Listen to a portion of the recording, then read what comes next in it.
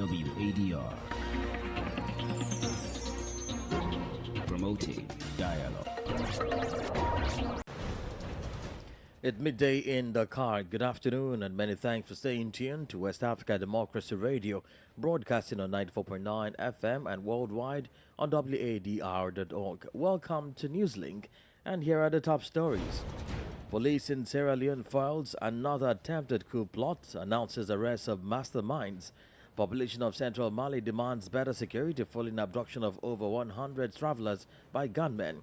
In the Gambia, victims of rights violations under Yahya Jammeh are closer to justice as Parliament passed two critical bills. This bill undoubtedly going to serve a great purpose for this nation in order for the nation to reconcile and be in a proper hearings. We need this bill. An IMF's projection on Nigeria's economic decline triggers reactions across the country. This is not the first time IMF is projecting or forecasting, and you discover at the end of the day that it's not exactly what the forecast eventually happens. With all the efforts that are being made by the current administration, I don't see that happening. Please stay tuned for details of these stories and more. Here is Imo Edit with Newslink. Many thanks for joining us and a warm welcome to our listeners in the Gambia, Ghana, Liberia and Sierra Leone. Well, let's begin in Sierra Leone, where authorities have announced the arrests of several suspected coup plotters who are currently in custody. According to the Sierra Leone police on Monday, military officers wanted for an attempted coup last November are among those accused. The foil attempt is coming as Sierra Leone prepares to celebrate its 63 years of independence. Local media quoted the police saying that among the accused were some military officers who were wanted in connection with the previous coup attempt last November when renegade soldiers were engaged in a shootout around the capital. Several people were killed in the November 26 incident. According to the police, the latest to be arrested had intended to cause public disturbances during Ramadan and the Independence Day, which falls on April 27, while a demonstration was also planned to protest against the high cost of living and recurring power outages. The government of Julius Maada has yet to react to this information. Paul Kamara is a journalist with a partner station, Radio News Song in Sierra Leone. Well, I can confirm that indeed recently there have been series of arrests being made in regards of another alleged coup attempt. This time around is a fugitive, Captain John Conte, who is wanted for his alleged involvement in the failed attempted coup last year. He recently, met a fatal end as law enforcement officers discovered him hiding at his mother's residence. And also the police officers or the law enforcement officers has recently announced that have made series of arrests of former and current military and police personnel suspected of planning a subversive plot to disrupt the nation's peace between the Ramadan and the Sierra Leone Independence Day anniversary, April 27th, this Saturday. Further update on this will be provided today by law enforcement officers, but I can authoritatively confirm that indeed another failed attempted coup. But this time around, security officers are on top of the situation and they have been, assuring and reassuring Sierra Leoneans of their safety. Well, Paul, this seems not to perturb the citizens. Any particular reasons for this? This didn't capture the attention of many Sierra Leoneans, like the November 26th failed attempted coup. Even with reports of these people seem not to be interested in it at all, like the previous one, which was very much heart-rending to Sierra Leoneans, shocking to Sierra Leoneans. But this particular one, everybody's just going about their normal lawful businesses. But because it is happening at a time when the nation has been plunged into a month-long darkness now. Even the nation's capital, Freetown, is in total darkness. Paul Kamara is a journalist with our partner station Radio News Song in Sierra Leone. Well, let's head to Togo, where civil society organizations are now turning their attention to the legitimacy of the just adopted constitution following a second reading by Parliament. The collective of associations against impunity in Togo, CASIT, is calling on the presidents of institutions of the Republic to refer the matter to the Constitutional Court. The civil society organizations want the legal institution to check whether the provisions of the new text comply with constitutional standards. Ghislaine Naku is the executive director of the Collective of Associations Against Impunity in Togo. Today, In the state of our legal framework, only public constitutions can seize the constitutional right to ask for the right to a positive opinion. So we have estimated that in view of everything we are reporting regarding the process of adopting this new constitution, the question of the participation of inclusivity, that of the head of state, must necessarily go through a referendum. So, this article is also part of the constitution. But when a new constitution is proposed and when a new regime is changed, this article has also been revised. So for us, the Constitutional Court must be able to decide whether this revision is legal or not in terms of constitutional provision. The Constitutional Court must speak for itself. And for us, the people of the Republic are the only ones to have the privilege of holding the Constitutional Court to account, and we are calling for it to be done. Because it is important, especially because it will allow us all to see the real motives at the legal level on which our deputies have found themselves to be able to adopt a new constitution. Adopter une nouvelle constitution. Keslen Gako is the executive director of the Collective of Associations Against Impunity in Togo. Well, more on governance issues. Political parties and civil society organizations in Guinea are joining forces to swiftly bring to an end the military transition.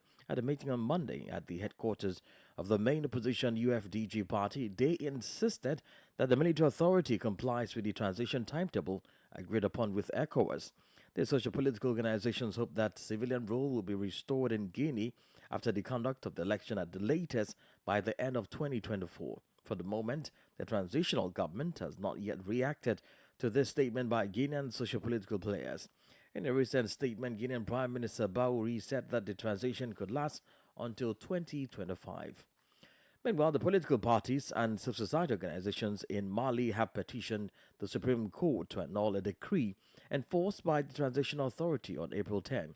The decree in question suspends indefinitely the activities of all political parties and associations in this island country, a decision that signatories to the declaration of March 31 deemed repressive and tyrannical. The platform intends to achieve its goal through a pool of lawyers. Recall the junta had justified its action as a measure for creating the prerequisite conditions in carrying out major activities, including the Inter-Malian Dialogue for Peace and National Reconciliation. The signatory parties also welcomed the respect of the slogan relating to non-participation in the Inter-Malian Dialogue initiated by the authorities in place. The signatory parties further specified that no maneuver will cause them to back down in the fight for freedom, democracy and the well-being of Malians. The transitional government has yet to respond. Well, staying in Mali, where the central region of Bandiagara is facing growing insecurity, last week more than 110 civilians were abducted in 3 transport buses by armed terrorist groups.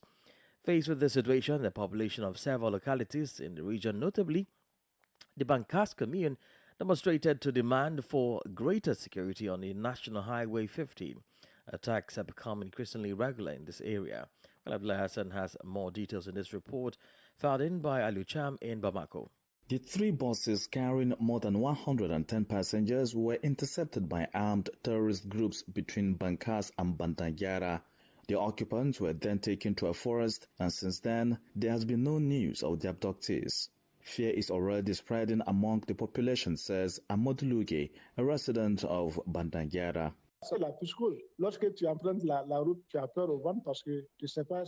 It's psychosis. When you hit the road, you are afraid because you don't know if you'll be captured by the terrorists. What should be mentioned is that it is on national road to the border of Burkina Faso. Passengers are therefore forced to take this route. Despite the fear, large transporters pass there, but it remains a very dangerous area. Faced with this ongoing situation in the region, the people of several localities last week led a demonstration to demand better security on National Road 15. They called on the authorities to guarantee the safety of the local population. Mamadou Guindo is a local councillor from Bankas. Les paisibles populations ne peuvent pas vaguer à leurs préoccupations, surtout ceux de Bankas. The peaceful population cannot wonder about their occupation, especially those of Bankas. We will have to call on the transition authorities to secure people and property, particularly along this Bankas-Bajangara road. If the army manages to set up a camp along this road, I think it will greatly relieve the population. Je pense que ça va beaucoup davantage soulager cette population. For weeks now, civilians in this area of central Mali have been targeted by armed terrorist groups. Abdullah Hassan voiced our report filed in by Aliu Cham in Bamako. More stories coming up on West Africa Democracy Radio. Newslink continues. And more stories now. The Nigerian Prime Minister, in a statement, announced the arrival in Niamey of an American delegation to arrive this week. Ali Mohammed Lamin Zain said the delegation is visiting to take stock of bilateral cooperation and to envisage the future of diplomatic relations between the two countries. The announcement is coming days after the U.S. Defense Department last Friday confirmed the withdrawal of its over 1,000 troops stationed in the country, while citizens of Niger intensified demonstrations for the immediate evacuation of the American soldiers. No timetable has been agreed upon by the parties.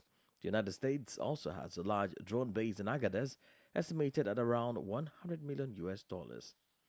We cross over now to the Gambia as the National Assembly passed 2 bills into law to expedite the prosecution of perpetrators of human rights violations under the regime of former President Yahya Jammeh.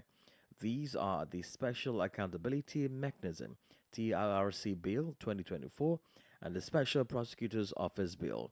Passed by lawmakers during an extraordinary session on Monday, the bill will see the establishment of a Special Prosecutor's Office to investigate and prosecute the said crimes while providing a framework for compensation. From Banjul, Sangule Janko reports. The objectives of the Special Prosecutor's Office Bill seek to establish the Office of the Special Prosecutor, who shall be tasked with investigating and prosecuting cases involving serious human rights violations identified in the Truth, Reconciliation, Reparations Commission report from 1994 to 2017. While the Accountability Mechanism Bill aims to provide a comprehensive framework for prosecuting individuals implicated in serious human rights violations identified by the TRC during Yahya Jammeh's era.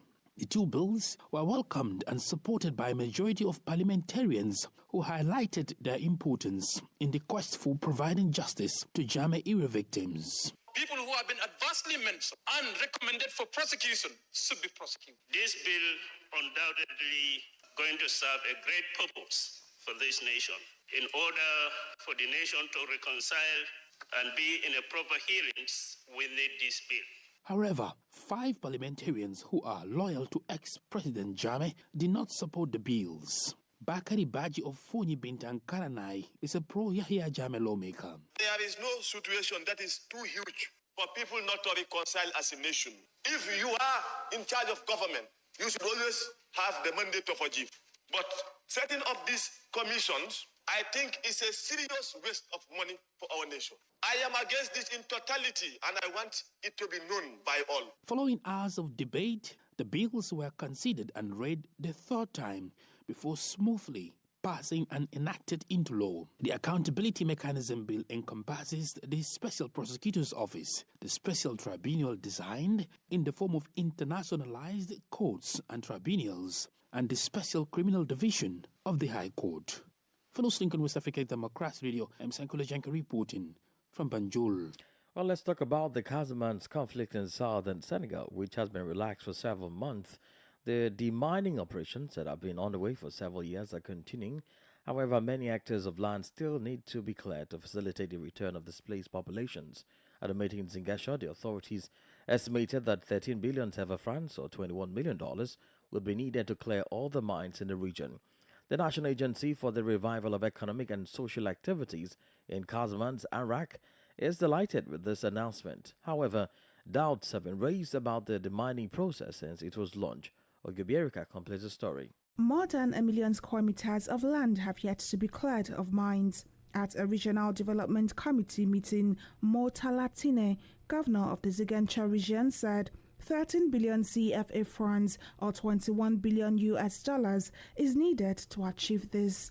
This announcement was welcomed by the National Agency for the Revival of Economic and Social Activities in Casamance, ANRAC, which took part in the meeting. Ansu Sane is the managing director of the agency.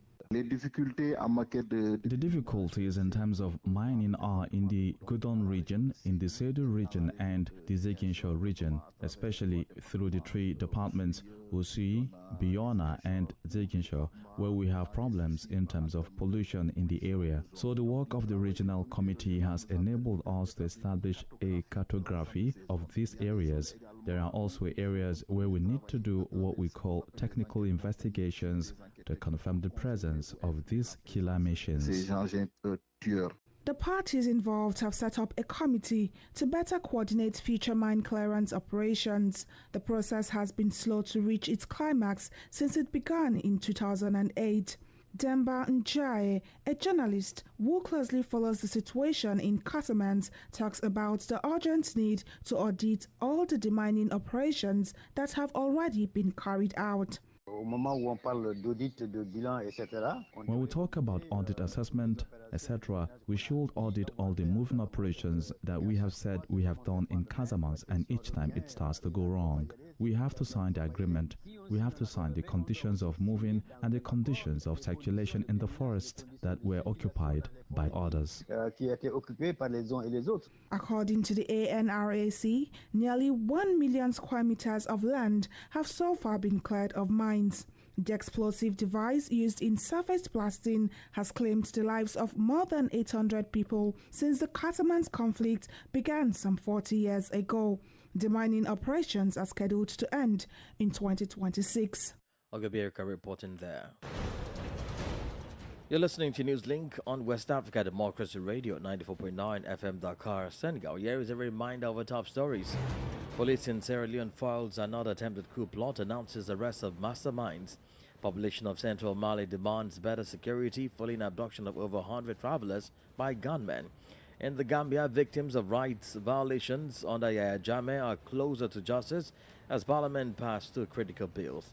And still ahead in the news, IMF's projection on Nigeria's economic decline triggers reactions across the country. We don't have a guest interview, the press review and sports update. Please stay with us. You are listening to West Africa Democracy Radio, broadcasting from Dakar, Senegal. Don't forget, we are streaming live on WADR.org. Now to some economic news. Nigeria is projected to slip to the fourth largest economy in Africa in 2024, behind South Africa, Egypt and Algeria, according to the International Monetary Fund forecast for April 2024. Nigeria, which has held the title of Africa's largest economy since the GDP rebasing in 2013, is projected to have a total GDP of $253 billion in 2024, primarily due to the devaluation of the Naira. In this report, WDL's Manumara examines IMF's data alongside divergent views of experts. According to the International Monetary Fund, IMF forecast, South Africa will be Africa's largest economy with GDP of $373 billion, followed by Egypt with $348 billion, and in the third place is Algeria with $267 billion.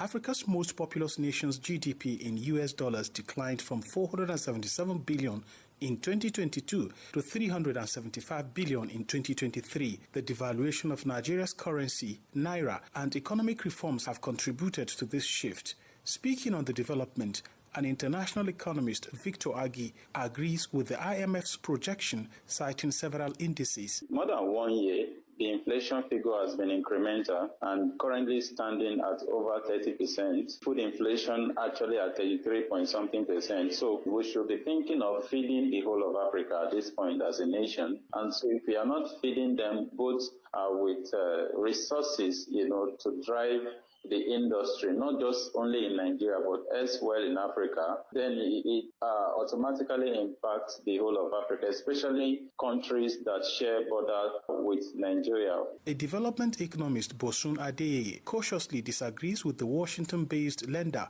saying Nigeria has what it takes to be a leading economy on the continent. This is not the first time IMF is projecting or forecasting, and you discover at the end of the day that it's not actually exactly what they forecast or project that eventually happens. With all the efforts that are being made by the current administration, I don't see that happening. Nigeria's economy may be on the decline, but in the Naira rating, the nation's GDP improved from 202.4 trillion naira in 2022 to 234.4 trillion naira in 2023. For 2024, the GDP is projected to hit 296.4 trillion naira, equivalent to $253 billion.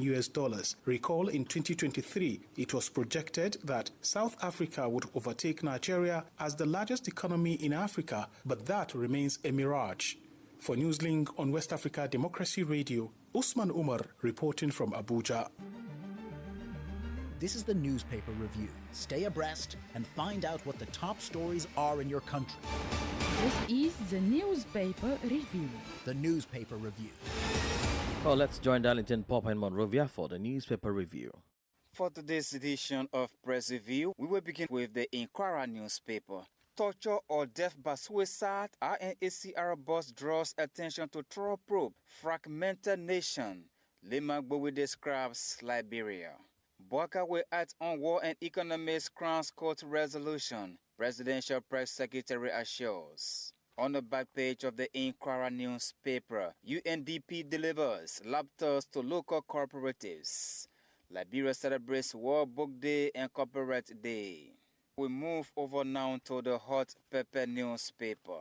Boaka appoints Senegalese politician as Youth and Sports Ambassador. Human Rights Commission wants government to ensure justice in Wiwo's death. Vow to partner with CSOs to monitor the investigation.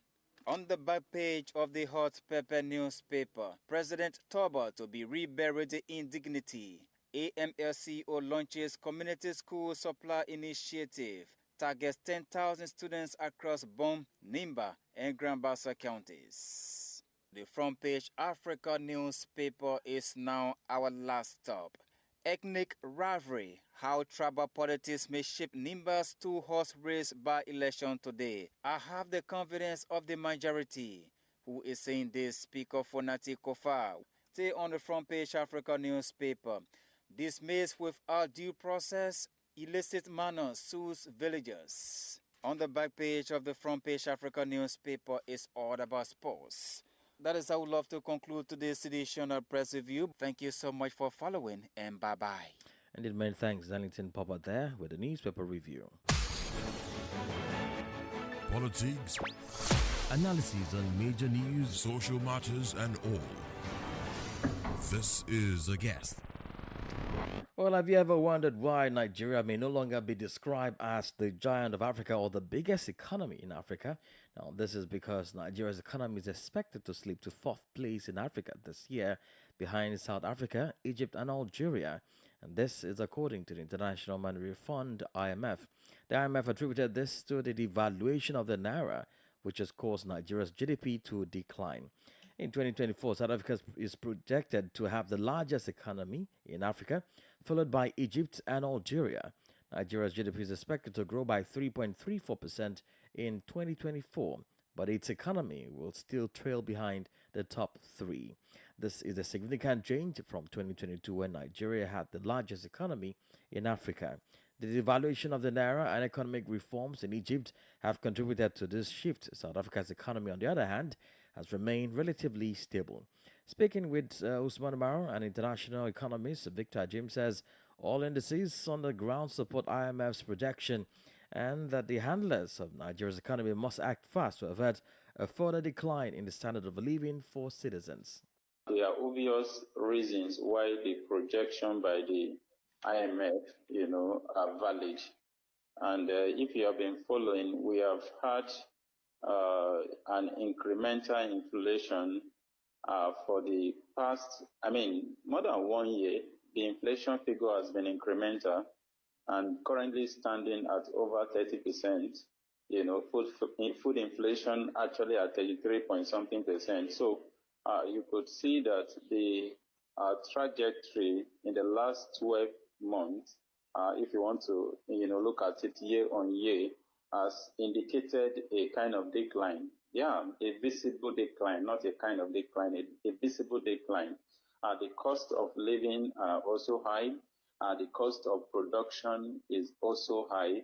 And so if you put that side by side economic indices, side by side the devaluation of the Naira, you can totally agree with the IMF, that we are projected to slow down, especially in growth. And so it's quite expected. The right things that should encourage growth are not really being done by those who are supposed to do them. I mean, the economic handlers. All right, but from your own point of view, how do you think Nigeria's economic growth or otherwise impact the overall economic landscape of Africa? Significantly. We are the so-called power of Africa. We are the so-called giant of Africa. And so if Nigeria, the so-called giant of Africa, is not growing economically, in certain indices, production, if we are not producing, we should be thinking of feeding the whole of Africa at this point as a nation. All right, but what implications do you think this will now have? I mean, this slip in growth will have on employment, poverty reduction, and the overall living standards in Nigeria? Of course, the standard of living, to start with that, it's already high. And so if this projection come true, it means harder standard of living. Of course, I mentioned the inflation figure earlier, food inflation at 33 point something percent. It's not good for anybody. That was Victor Anjim there, an international economist. Well, yeah, it's exactly January Sport News. Hello out there, a warm welcome and thank you for joining us. Former Super Eagles head coach Samson Siasia says the Nigeria Football Federation NFF abandoned him when he needed the institution. According to him, NFF kept him in the dark while FIFA was investigating him for bribery and match fixing. The former Super Eagles star says the NFF neither informed him of the investigations nor assisted him in time of need. Well, first of all, I felt bad that Nigeria abandoned me at a time of need. That's my own take on how this thing actually played out. In 2019, FIFA banned Siasia with a live ban from all football-related activities after the World Football Governing Body found him guilty of bribery and match fixing. However, after an appeal at the Court of Arbitration for Sports, CAS, the punishment was reduced to 5 years, and Siasia maintains that he did nothing wrong. It's an allegation. They said bribery. What's bribery? Is it not when money exchange hands? Was there any proof of that? There was not. I spoke to someone that's trying to hire me as a coach in Australia. They know the guy was a match fixer.